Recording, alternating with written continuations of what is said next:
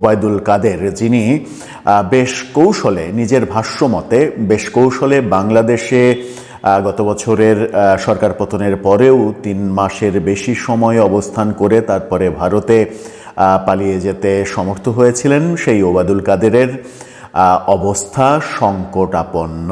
তিনি হাসপাতালে মৃত্যুর সঙ্গে পাঞ্জা লড়ছেন। এই খবরটি নিশ্চিত করেছে বাংলাদেশের একাধিক গণমাধ্যম, তার মধ্যে নির্ভরযোগ্য একটি গণমাধ্যম চ্যানেল 24।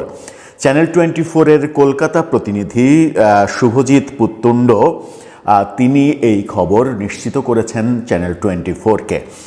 ওবায়দুল কাদেরকে নিয়ে অনেক আলোচনা রয়েছে, অনেক সমালোচনা রয়েছে, আওয়ামী লীগের মধ্যেও অনেক বেশি সমালোচনা রয়েছে ওবায়দুল কাদেরকে নিয়ে। তার অবস্থা আদতে কি, তিনি কোথায় আছেন এই মুহূর্তে, সর্বশেষ কি জানাচ্ছে গণমাধ্যম, চলুন একটু জেনে দেখি এই ভিডিওতে। থাকবেন পলিটিক্স টিভির নিয়মিত আয়োজনে।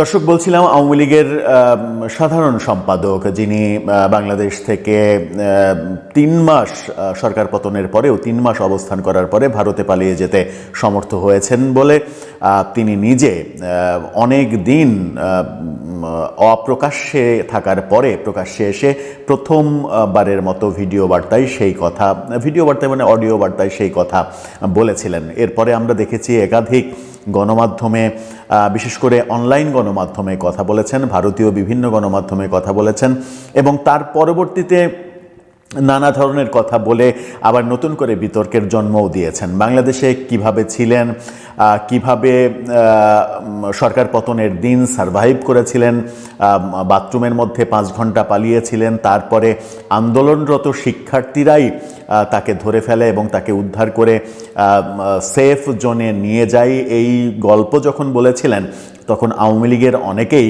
এই গল্পে বিরক্ত হয়েছিলেন যে আন্দোলনকারীরা তাকে সেফ জোনে নিয়ে গেল মানে কি এটা যে আন্দোলনকারীদের সঙ্গে তার কোনো সম্পর্ক ছিল, গোপন সম্পর্ক ছিল, এরকম অনেক সমালোচনা আমরা হতে দেখেছি। সেই ওবায়দুল কাদের এখন হাসপাতালে মৃত্যুর সঙ্গে পাঞ্জা লড়ছেন এমন খবর এসেছে, এমন খবর দিচ্ছে বাংলাদেশের গণমাধ্যম চ্যানেল 24।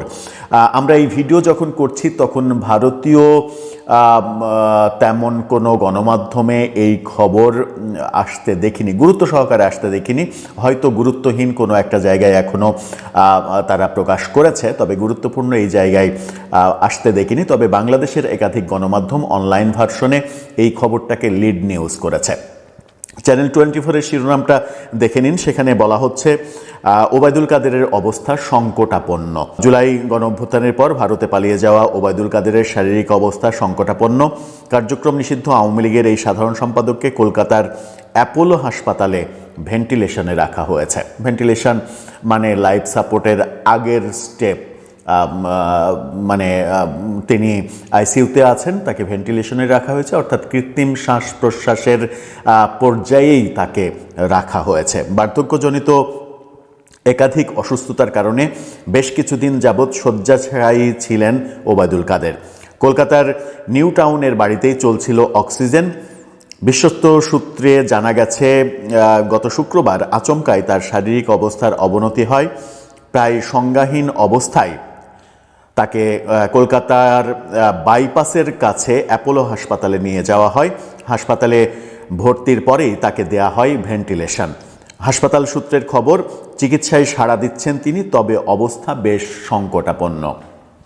অর্থাৎ চিকিৎসা নিতে পারছেন, ভেন্টিলেশন পর্যন্ত নিতে পারছেন, কিন্তু তার অবস্থা সংকটাপন্ন। আমরা বাংলাদেশে দেখলাম যে এই ভেন্টিলেশন, আইসিইউ, এই পর্যায়ে বিএনপির সভানেত্রী বেগম খালেদা জিয়া অনেক দিন বাংলাদেশের এভার কেয়ারে হাসপাতালে থাকার পরে তিনি কিন্তু সারভাইভ করতে পারেননি। অবশেষে তিনি গত 30 ডিসেম্বর মৃত্যুর কোলে ঢলে পড়েন। ওবায়দুল কাদের বাংলাদেশে এই মুহূর্তে অনেক বেশি সমালোচিত, আওয়ামী লীগই তো অনেক বেশি সমালোচিত। তার এই অসুস্থতা হয়তো বেশিরভাগ মানুষকেই ব্যথিত করবে না। আবার আওয়ামী লীগের মধ্যেও এক ধরনের বিভক্তি রয়েছে তাকে নিয়ে। একদল, বেশিরভাগ একটা দল মনে করে যে আওয়ামী লীগের যে চরম পরিণতি হয়েছে, এই চরম পরিণতি এবং দলকে খুবই খারাপ অবস্থায় নিয়ে যাওয়ার জন্য ওবায়দুল কাদেরই দায়ী। ওবায়দুল কাদেরের জন্য দল ধ্বংস হয়ে গেছে এবং দলে হাইব্রিড অন্য দলের লোকজনকে এনে এবং অযোগ্যদেরকে বিভিন্ন জায়গায় পুনর্বাসন করে দলকে ধ্বংস করেছেন এবং দল ধ্বংস হওয়ার কারণেই 24-এর যে গণ আন্দোলন, সেই গণ আন্দোলন রাজনৈতিকভাবে মোকাবেলা করা সম্ভব হয়নি, প্রশাসন দিয়ে মোকাবেলা করতে হয়েছে এবং সেই গণ আন্দোলনকালীন সময়েও তার বহু কথা, বিশেষ করে এদেরকে রুখতে আমার ছাত্রলীগই যথেষ্ট, এই কথাটা ব্যাপক সমালোচিত হয়েছিল। জুলাই গণঅভ্যুত্থানে আওয়ামী লীগের যে ঘটনা, সেই ঘটনার কথাও এখানে বলা হয়েছে। 2016 সালের অক্টোবর থেকে আওয়ামী লীগের সাধারণ সম্পাদকের দায়িত্ব পালন করছেন ওবায়দুল কাদের। এখনও তিনিই দায়িত্বে রয়েছেন, এরকমটাও একটা ভিডিও বার্তায় তাকে বলতে শুনেছিলাম। একটা অনলাইন প্ল্যাটফর্মের সঙ্গে সাক্ষাৎকারে তিনি সেটাই বলেছিলেন যে এখনও তিনিই দায়িত্বে রয়েছেন। 2011 সালের ডিসেম্বর থেকে 24-এর আগস্ট পর্যন্ত আওয়ামী লীগ সরকারের সড়ক পরিবহন ও সেতু মন্ত্রণালয়ের দায়িত্বে তিনি ছিলেন। আওয়ামী লীগের এই প্রভাবশালী নেতা নোয়াখালী 5 আসন থেকে টানা 4 বার সংসদ সদস্য নির্বাচিত হয়েছিলেন। তিনি সাধারণ সম্পাদক হলেন সৈয়দ আশরাফকে সরিয়ে, যেটা নিয়ে সবথেকে বেশি আওয়ামী লীগের মধ্যেই সমালোচনা রয়েছে।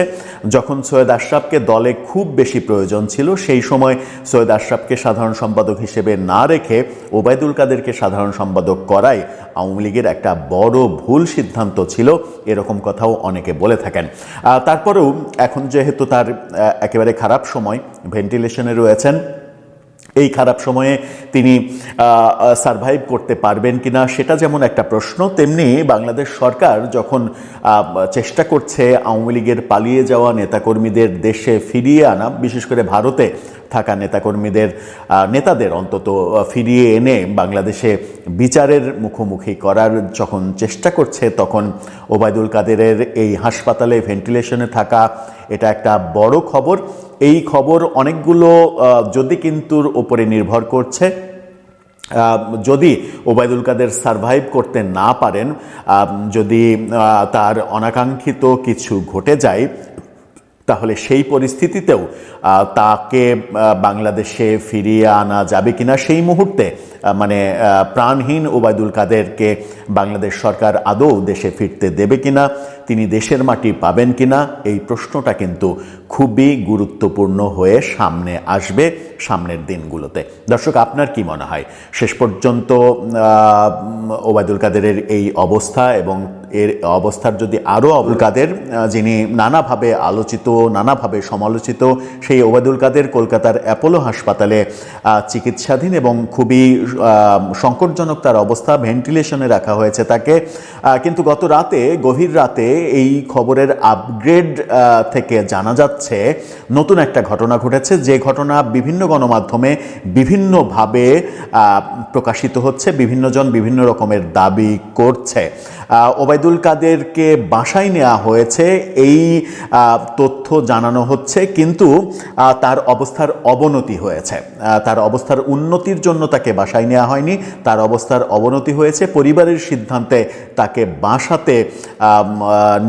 বাসাতে লাইফ সাপোর্টের ব্যাপার সংযোজন করা হয়েছে, এরকম একটা খবর আসছে। এবং গণমাধ্যম এটাও বলছে যে ওবায়দুল কাদের এর আগে যে চিকিৎসা নিতে পারছিলেন, ডাক্তারের চিকিৎসা তার শরীর নিতে পারছিল, কিন্তু সর্বশেষ অবস্থা যেটা জানানো হচ্ছে, তার শরীর ডাক্তারের চিকিৎসা নিতে পারছে না। কিন্তু আরেকটা গণমাধ্যমে অন্যভাবে বলা হচ্ছে। ওবায়দুল কাদেরকে নিয়ে এই মিশ্র সংবাদের ব্যাপারগুলো আলোচনা করে বোঝার চেষ্টা করব আদতে তাকে নিয়ে ভারতে কি হচ্ছে। তিনি কি একেবারে জীবন মৃত্যুর সন্ধিক্ষণে থেকেও এক ধরনের মানে নিরাপত্তার শঙ্কায় ভুগছেন, কিংবা তার পরিবারের সদস্যরা নিরাপত্তা শঙ্কায় ভুগছে? চলুন একটু জেনে দেখি কি হচ্ছে সেখানে। ওবায়দুল কাদেরকে নিয়ে থাকবেন পলিটিক্স টিভির নিয়মিত আয়োজনে।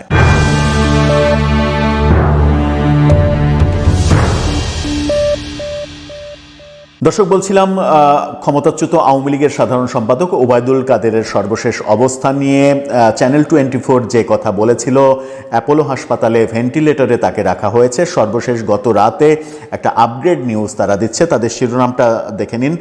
সেখানে বলা হচ্ছে, চিকিৎসা নিতে পারছেন না ওবায়দুল কাদের, নতুন সিদ্ধান্ত নিল পরিবার।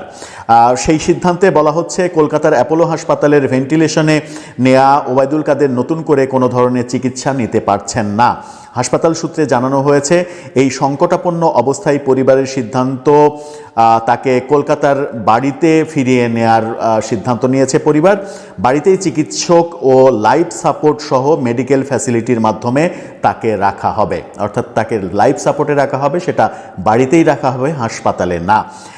জুলাই গণ অভ্যুত্থানের পর ভারতে পালিয়ে যাওয়া ওবায়দুল কাদের কার্যক্রম নিষিদ্ধ আওয়ামী লীগের সাধারণ সম্পাদক।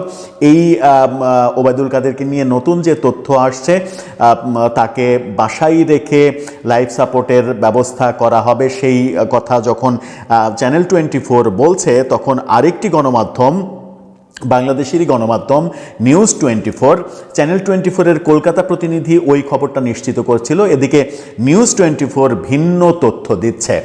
তাদের শিরোনামটা দেখে নিন। সেখানে তারা বলছে, হাসপাতাল থেকে গোপন স্থানে ওবায়দুল কাদের। হাসপাতাল থেকে গোপন স্থানে তিনি গিয়েছেন এবং সেখানে বলা হচ্ছে যে ওবায়দুল কাদের 2 দিন হাসপাতালে চিকিৎসা নিয়েছেন, তারপরে তার অবস্থার উন্নতি হয়েছে। উন্নতি হওয়ার সাথে সাথে তিনি আবার হাসপাতাল থেকে গোপন স্থানে চলে গেছেন। তার মানে তিনি নিরাপত্তা শঙ্কায় আছেন, এরকমটা বোঝানো হচ্ছে এই রিপোর্টের মাধ্যমে। কিন্তু চ্যানেল 24 তাদের কলকাতা প্রতিনিধির মাধ্যমে যেটা বলার চেষ্টা করছে, সেটা হচ্ছে যে ওবায়দুল কাদেরের অবস্থার অবনতি হয়েছে, তাকে লাইফ সাপোর্ট নিতে হয়েছে এবং লাইফ সাপোর্ট ব্যবস্থাটা বাসাতেই ব্যবস্থা করে তাকে কলকাতায় যে বাসায় তিনি থাকতেন সেই বাসাতে তাকে নেওয়া হয়েছে। এই যে বিভিন্ন ধরনের খবর এবং বাংলাদেশের বেশ কয়েকটা গণমাধ্যমে এই মানে সাংঘর্ষিক খবর, এক ধরনের খবর আরেক ধরনের খবর, এই খবরগুলো বাংলাদেশের গণমাধ্যমে দেয়া হচ্ছে। ওবায়দুল কাদেরের স্বাস্থ্য সংক্রান্ত ব্যাপারে ভারতীয় গণমাধ্যমে তেমন কোনো খবর এখন পর্যন্ত আমাদের চোখে পড়েনি। তাহলে দর্শক, আপনার মতে কোনটা ঠিক? মানে তিনি অপেক্ষাকৃত সুস্থ হয়ে গোপন স্থানে, অজ্ঞাত স্থানে চলে গেছেন নিরাপত্তার শঙ্কায়, নাকি চ্যানেল 24 কলকাতার প্রতিনিধি শুভজিৎ পত্তুন্ডু তার মাধ্যমে যেটা বলার চেষ্টা করছে যে তার অবস্থার অবনতি হয়েছে কিন্তু লাইফ সাপোর্টটা বাসাতে দেওয়ার জন্য পরিবার সিদ্ধান্ত নিয়েছে, সেই কারণে তাকে বাসাতে নেওয়া হয়েছে, স্থানান্তরিত করা হয়েছে। তিনি যদি নিরাপত্তা শঙ্কার কথাই ভাববেন, কিংবা নিরাপত্তা বলতে ভারতে তো নিরাপত্তা এটাই যে ভারত সরকার যদি তাকে গ্রেপ্তার করে বাংলাদেশে পাঠিয়ে দেয়, এটা যদি ভারত সরকার করতে চায়, তাহলে তো তিনি হাসপাতালে থাকুন আর বাড়িতে থাকুন, যেখানেই থাকুন, ভারত সরকারের কাছে সেই তথ্য থাকবে ওবায়দুল কাদের কোন জায়গায় অবস্থান করছেন। সেই তথ্য অনুযায়ী ভারত সরকার যে কোনো সময় তার সিদ্ধান্ত নিতে পারে। তাহলে এই ধরনের 2 ধরনের খবর কেন বাংলাদেশের গণমাধ্যম দিচ্ছে, সেটা একটা বড় প্রশ্ন। দর্শক, আপনার কাছে এই প্রশ্নের সমাধান কি মনে হচ্ছে? ওবায়দুল কাদেরকে নিয়ে কি হচ্ছে? যদিও আওয়ামী লীগের ভেতরেই তিনি প্রচণ্ড সমালোচিত, এই মুহূর্তে যখন তাকে লাইফ সাপোর্টে রাখা হয়েছে, তখন আওয়ামী লীগ কি এই মুহূর্তে ঘোষণা করবে এরকমটা যে আওয়ামী লীগ তার নতুন সাধারণ সম্পাদক খুঁজে নিল কিংবা নতুন কাউকে দায়িত্ব দিয়ে দিল? আমরা বিগত 16-17 মাসে বিভিন্ন কার্যক্রমে মনে হয়েছে ওবায়দুল কাদেরকে সাধারণ সম্পাদকের জায়গায় অনেকটা নিষ্ক্রিয় করে রাখা হয়েছিল। যদিও বেশ কিছু গণমাধ্যমে সাক্ষাৎকার দিয়ে তিনি সক্রিয় হওয়ার চেষ্টা করেছিলেন, সক্রিয় হতে গিয়ে তিনি বরং সমালোচিতই হয়েছিলেন। বিভিন্ন নেতা কর্মীদের সমালোচনা আমরা শুনেছি সেই ব্যাপারে। এখন আওয়ামী লীগ এটাকে কেন্দ্র করে নতুন সিদ্ধান্তের দিকে যাবে কিনা